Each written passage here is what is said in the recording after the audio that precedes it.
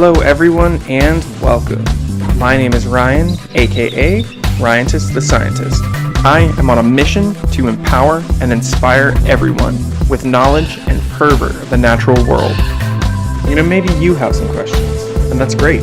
I'm here to answer them for you. So let's do that together here on another episode of Ryantist the Scientist.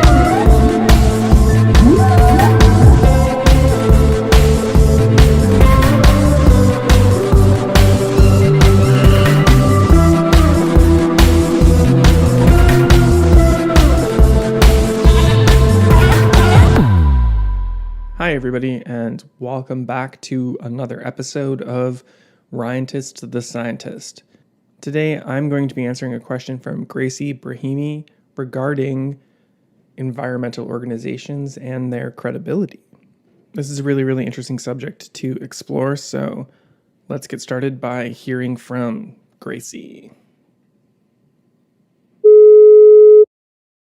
Hi, my name is Gracie Brahimi, and I have a question about what organizations, either to protect wildlife or to protect our environment, are credible for us to work with and donate to, because I'm always wanting to donate to organizations, but I'm worried that the money is not going in the right hands, and there's been scandals with Red Cross, for instance, which is not environmental based, but just hoping you can speak to some credible, maybe even smaller organizations that one can work with or donate to that can help protect our wildlife and environment. Thank you. This is a perfect question because it points out a tremendous issue with how, amongst many other issues, environmental protection, conservation, restoration works in the United States. Not everyone out there is doing the right thing. And sometimes nonprofit organizations are set up just for the purposes of, as Gracie mentioned, moving money into the hands of the wealthy. The American Red Cross is one such organization that has succumbed to some scandals with money. So, what are some credible organizations to try and support and to look into? The best way to identify these types of organizations is to first identify an issue that exists. So, one such issue, I would say, is the way that environmental pollution and toxins are monitored, evaluated, and handled in the United States. So here in the United States, the EPA, the Environmental Protection Agency, is the governmental body that has the authority over regulating substances and chemical compounds that fit different criteria in different ways. However, one of the major pitfalls with the Environmental Protection Agency and government regulation at large is that the duration of elected officials is a limited amount of time, which is inherently a good thing, but one of the issues that gets created is that it allows priorities within the EPA to change direction often depending on who the administration is.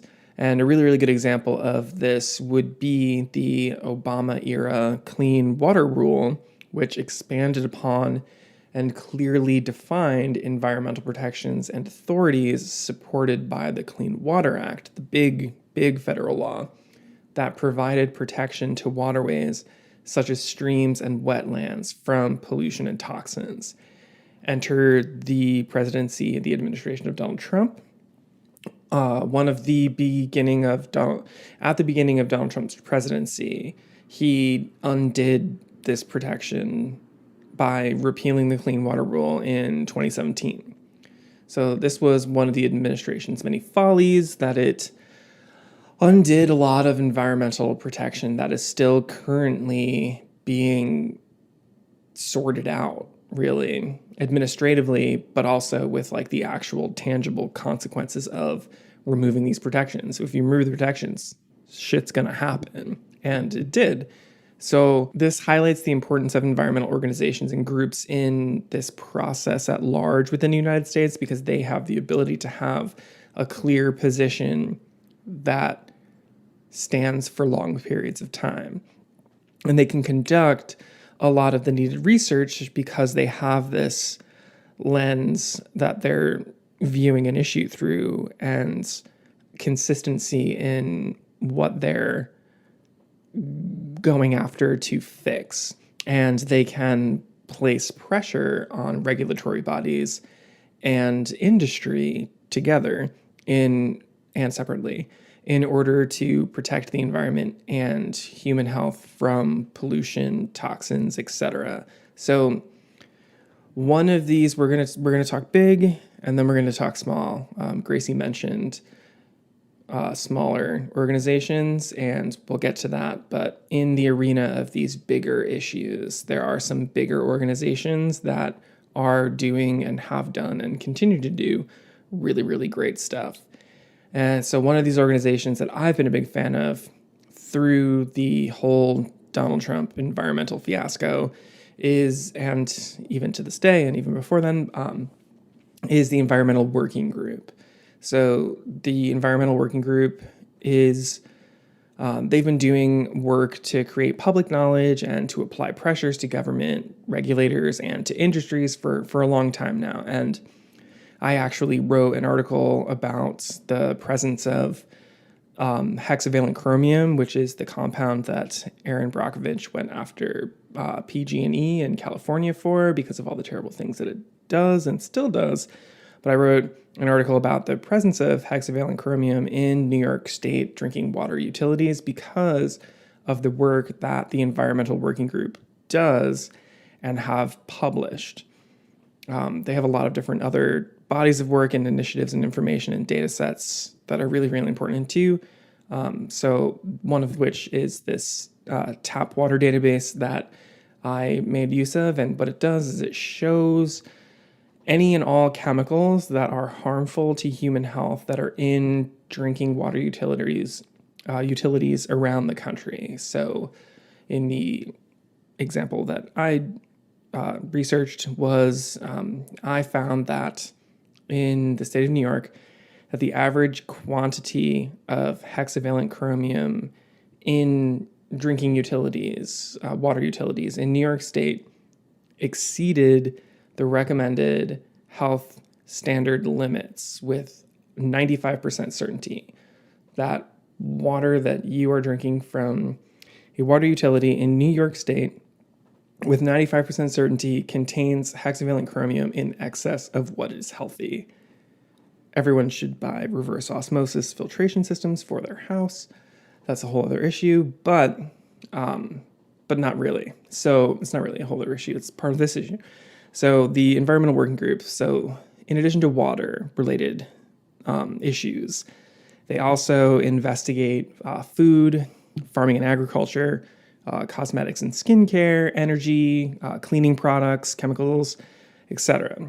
And the amount of work that they do in acquiring the research and data, which is one of the most difficult parts of this process, in the United States does things backwards, where they allow chemicals to be introduced without really knowing anything about them. But groups like the Environmental Working Group, they do that research and they find out how much, where, is it bad, all that stuff.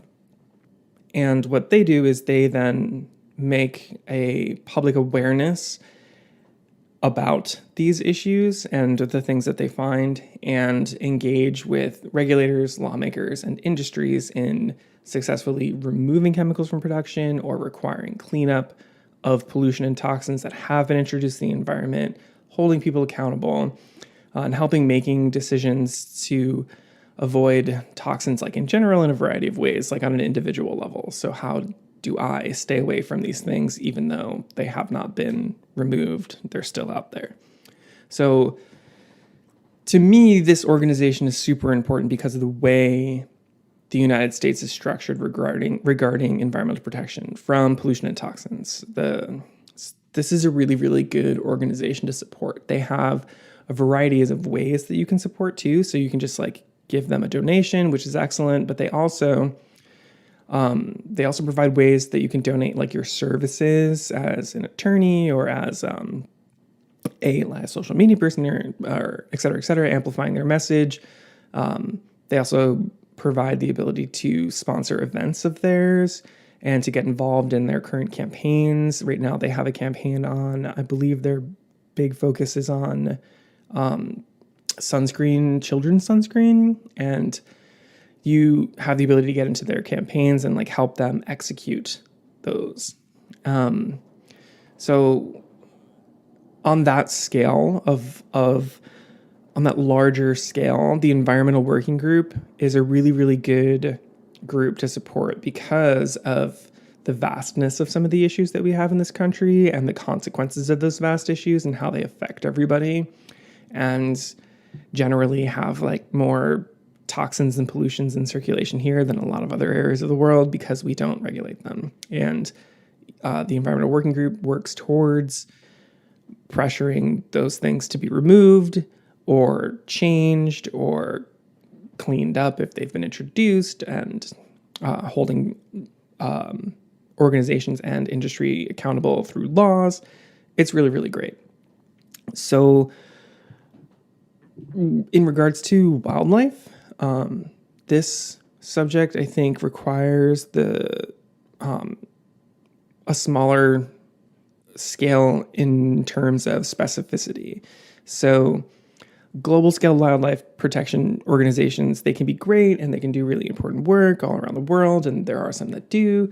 However, I think that their structures are vulnerable to abuse and to being inefficient and not maximizing the impact of the value of how much is given to people like you and me who are probably not donating tens of thousands or hundreds of thousands of dollars, but more in the like $50, $75, $100 range. And their structures are also vulnerable to the abuse, to power abuse in like the vein of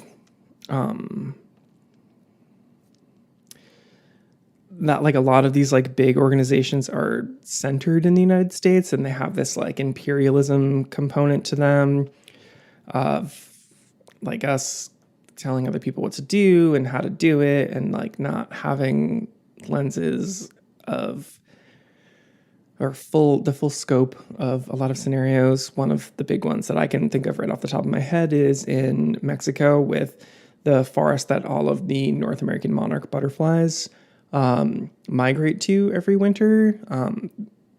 We're in a better position now than we used to be, but the approach over the years of effort has always kind of had this imperialism thing going on, and it ultimately wasn't really great for a long time. So there are absolutely wildlife organizations that operate on a local or regional level that could absolutely use the support that's directed to them rather than to another organization that spends a lot of the money and resources on administration rather than actually executing the programming, the work that they do. And think of it this way, like your $100 will go much further in a local organization than an international organization, basically. Being that I'm actually directly involved in a wildlife organization as the president, I can speak to how far a one-time donation of $100 can go with work that can be done on a local scale. It can be super impactful, and that can be the cost of material that's needed to install artificial habitat to support wildlife and green spaces in a city, which is an impactful donation on the scale that we work on. It really helps connect someone to a direct action and like an aid that they have provided in an area that they can see, and that it doesn't have this obscurity and like anonymity component to it because of like huge distances and being disconnected from the place that the work is happening. So it's much more impactful for a small organization. It's much more impactful for the individual that's doing it. There's much more connection to it directly. a good example of a local wildlife organization in my area is the Wild Bird Fund, and I absolutely love this place, and I've personally engaged with them many, many times. They're a wildlife rehabilitation organization that operates here in New York City, and the main thing that they do is rehabilitate birds and other wildlife that have become injured during migration periods from window strikes. And after they've rehabilitated them and they are healthy, then they are released back into the wild. So this is actually a big issue that needs to be figured out on like a bigger scale, to decrease the amount of window strikes that are happening in a part of the country that's got these huge buildings everywhere made entirely of glass that cause thousands of window strikes every single year, which kills thousands of migratory birds every single year. So their work directly decreases the extent of deaths that are caused by window strikes. A good way, which is why we love them. So a good way to support wildlife and wildlife organizations is to find one that you can be involved with on a more personal level. Is it close enough that you could go there and see? Is the work that they do that you would be supporting something that impacts your immediate community, like your town, your city, your county, your state, what have you? Is there anyone that you know that is involved in this organization or this type of work that you would be amplifying their effort and amplifying their effort with your additional support?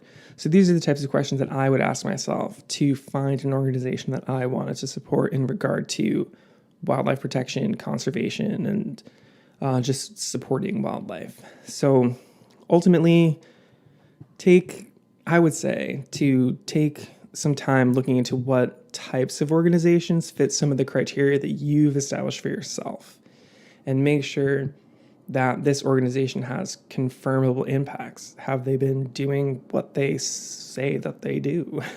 And what success have they had? Or are they, maybe they're just starting and they need that much more support to get up off the ground and start doing the work? That's a great period of time to get involved in a smaller organization, because like that $100 can mean a ton to a startup, like a ton. Are they doing anything tangible, any work that's tangible that you can go and reference or observe, like go and see what's happening, like the Billion Oyster Project? And can you go and participate? Are they following up on their impacts with data? So when they do the work, can they then show how it's helping?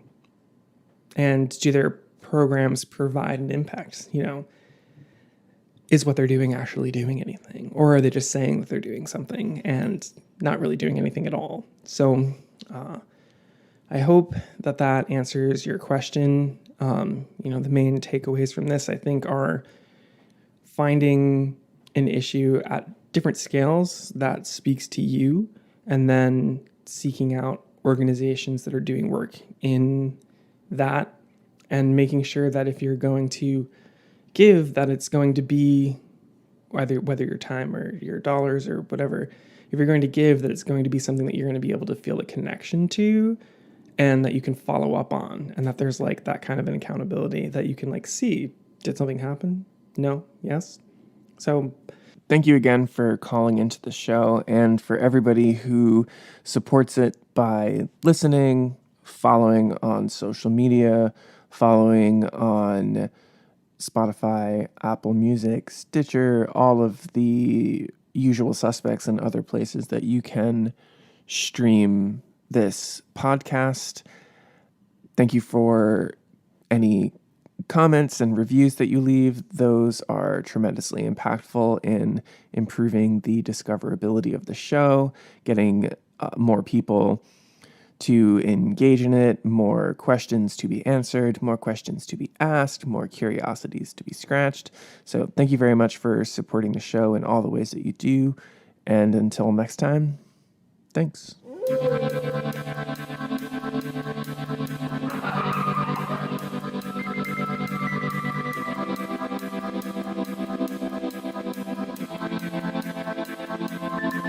if you have questions that you would like to ask, call into the show.